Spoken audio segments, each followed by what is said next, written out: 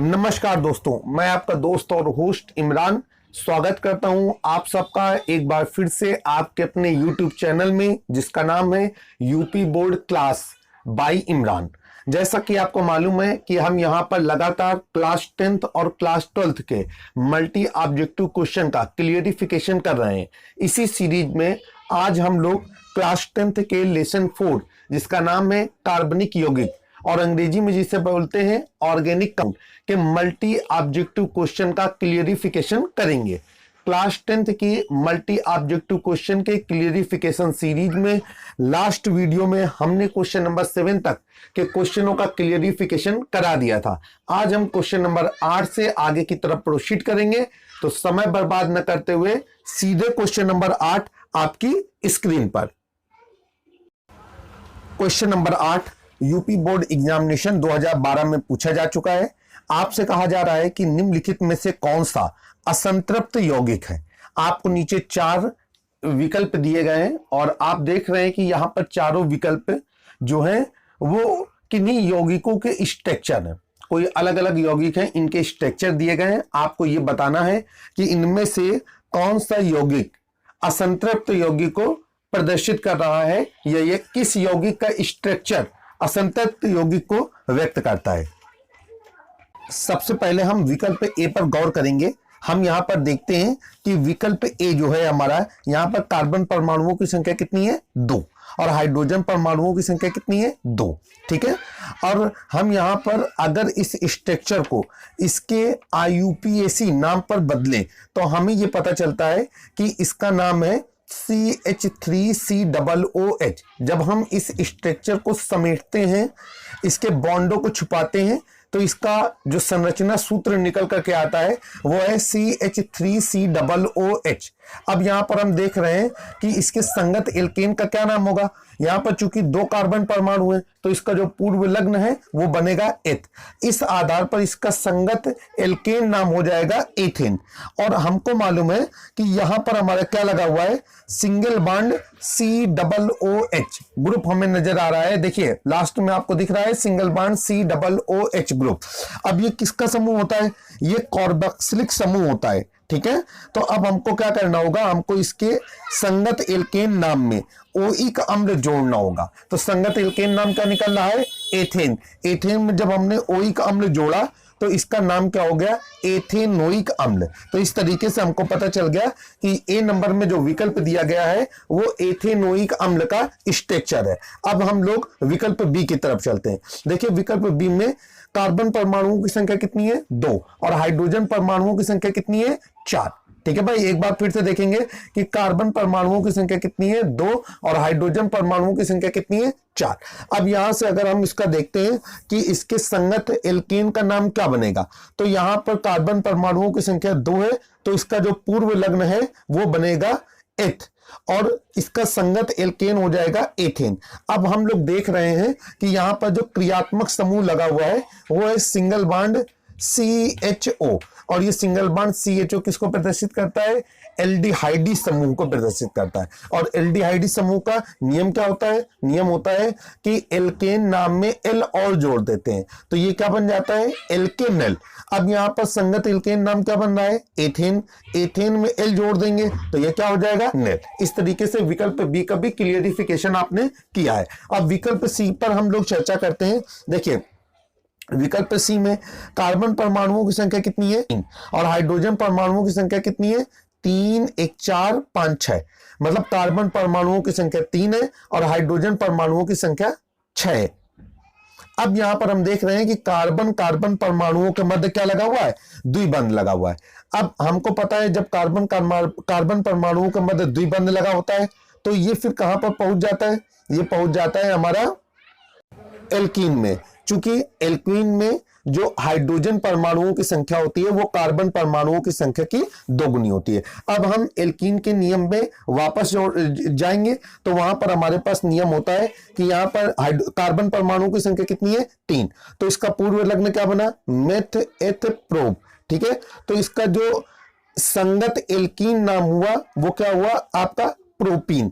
और अब यहाँ पर हम इसकी पोजीशन शो करेंगे, क्रियात्मक समूह की पोजीशन शो करेंगे।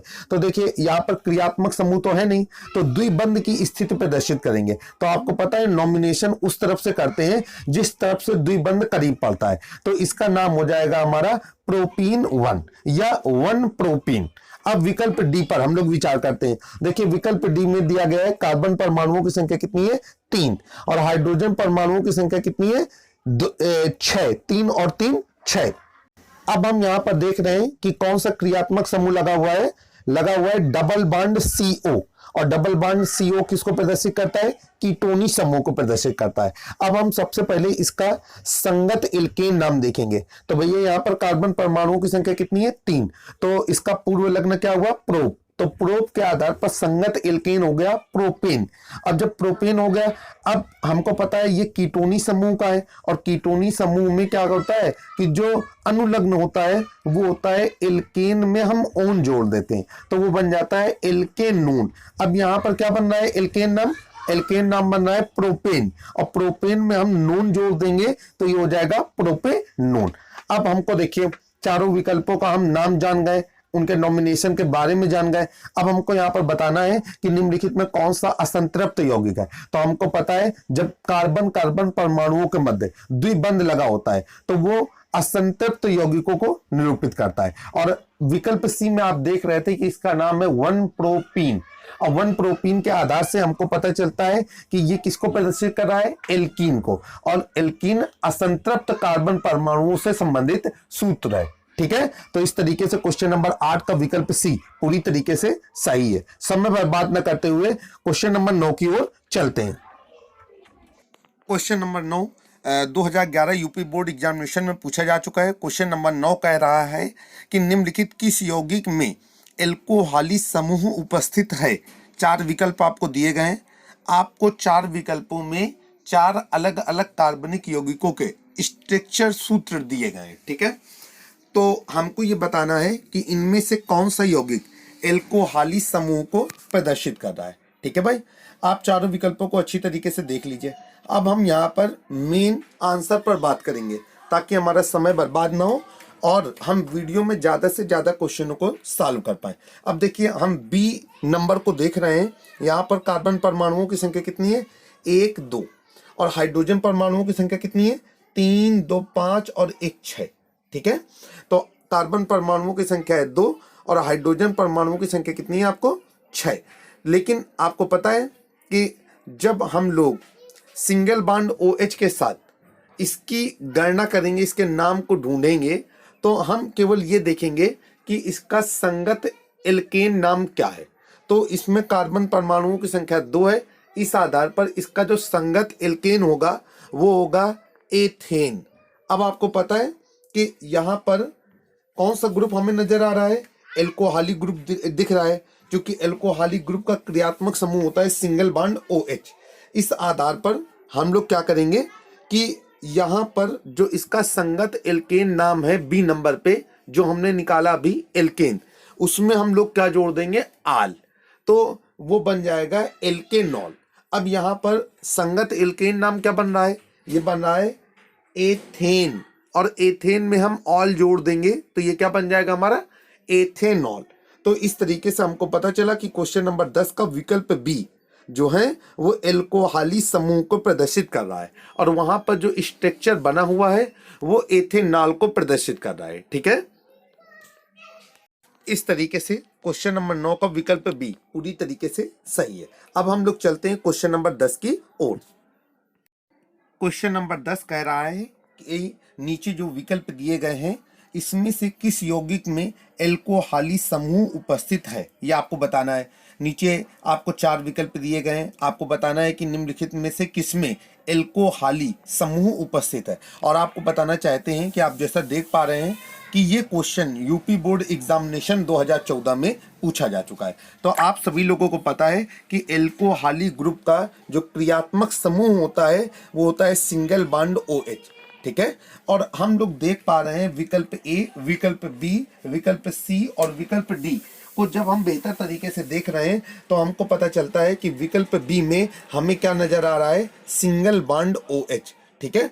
और अगर हम ये जानना चाहें कि विकल्प बी में जो स्ट्रक्चर बना हुआ है इसका नाम क्या है, तो आपको पता है कि यहाँ पर कार्बन परमाणुओं की संख्या कितनी दिख रही है, 1। तो 1 के आधार पर इसका अनुलग्न क्या हुआ, अनुलग्न हुआ मिथ, और मिथ के अनुरूप संगत एल्केन का नाम हुआ मीथेन। और आपको पता है ये कि एल्कोहाली समूह का जो क्रियात्मक समूह होता है वो होता है सिंगल बॉन्ड OH। इस आधार पर जो इसका अनुलग्न बनता है वो बनता है ऑल। तो हम जब मीथेन में ऑल जोड़ देंगे तो विकल्प बी में जो स्ट्रक्चर है इसका नाम बन जाएगा हमारा जाकर के मेथेनॉल। फिर से आप जान रखेंगे कि जो विकल्प बी में स्ट्रक्चर है उसका नाम बन जाएगा जाकर के हमारा मेथेनॉल। और अगर हम इसको क्रियात्मक समूह की पोजीशन के अकॉर्डिंग बताना चाहें तो इसका नाम हम लोग बोलेंगे 1 मेथेनॉल। इस तरह से क्वेश्चन नंबर 10 का विकल्प बी पूरी तरीके से सही है। अब हम लोग समय बर्बाद न करते हुए क्वेश्चन नंबर 11 की ओर चलेंगे और उसका क्लियरिफिकेशन करेंगे। क्वेश्चन नंबर 11 आपकी स्क्रीन पर। क्वेश्चन नंबर 11 कह रहा है कि नीचे दिए गए कार्बनिक यौगिकों में कीटोनिक क्रियात्मक समूह वाला यौगिक कौन सा है। विकल्प ए में लिखा हुआ है CH3COOH, विकल्प बी में लिखा है CH3COCH3, विकल्प सी में लिखा हुआ है HCOOH और विकल्प डी पे लिखा हुआ है CH3CH2OH। तो देखिए भाई यहां पर हम देख करके ही बता सकते हैं कि विकल्प ए में कौन सा क्रियात्मक समूह छुपा हुआ है, सिंगल बॉन्ड COOH। आपको नजर आ रहा होगा, अगर हम इसको ब्रेक करेंगे तो ये लिखा हुआ है CH3 सिंगल बॉन्ड COOH। और अगर हम इसका नाम जानना चाहें तो ये नाम कहलाएगा एथेनोइक अम्ल। अब आप नाम से ही जान गए होंगे कि ये किस ग्रुप से रिलेटेड है, ये कार्बोक्सिल समूह से रिलेटेड है। अब हम लोग विकल्प सी पर चलेंगे और विकल्प सी को देखेंगे। देखिए विकल्प सी में लिखा हुआ है HCOOH। अगर हम यहां पर देखते हैं तो यहां पर भी हमको सिंगल बॉन्ड COOH नजर आ रहा है। और अगर हम इसका नाम देखना चाहेंगे तो कार्बन परमाणुओं की संख्या 1 दी गई है, इस आधार पर इसका नाम हो जाएगा मेथेनोइक अम्ल। और यह भी विकल्प ए की तरह कार्बोक्सिल समूह से रिलेटेड है।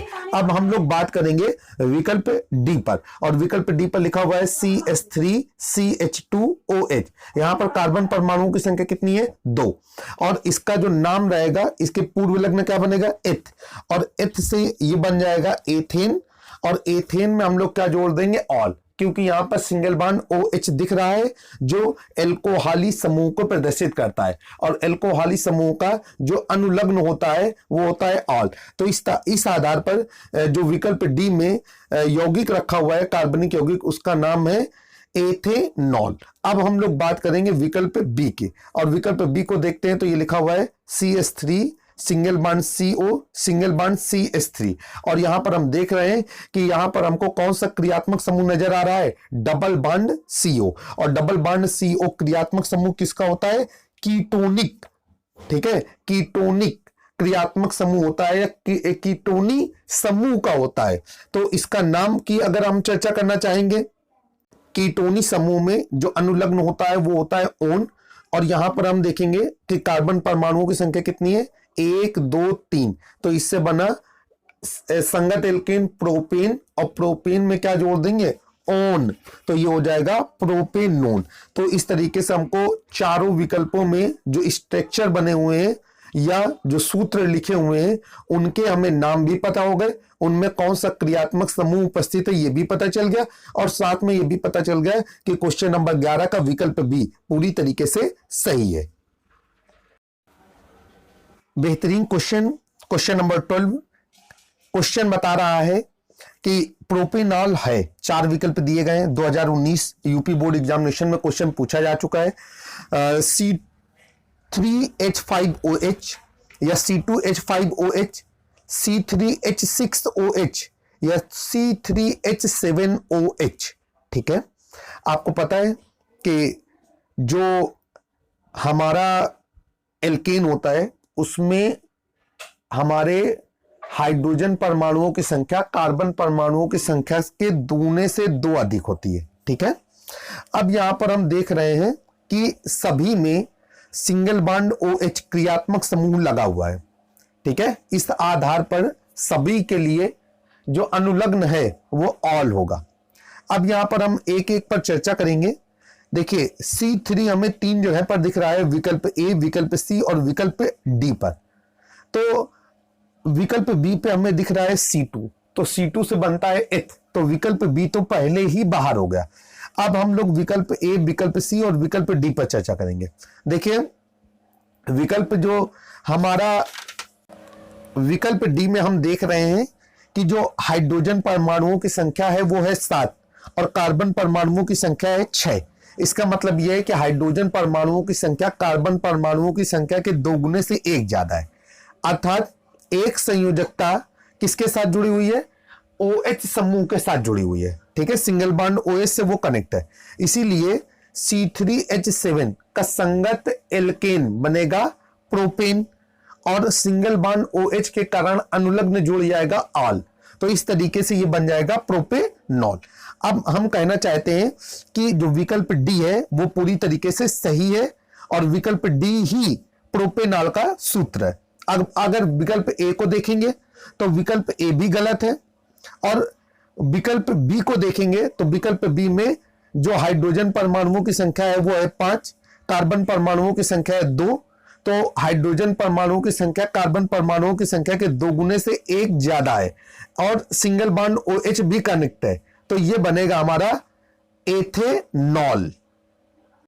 इस तरीके से क्वेश्चन नंबर जो 12 है इसका विकल्प D पूरी तरीके से और विकल्प D ही प्रोपेनॉल के फार्मूले को प्रदर्शित कर रहा है। Propanol C3H7OH।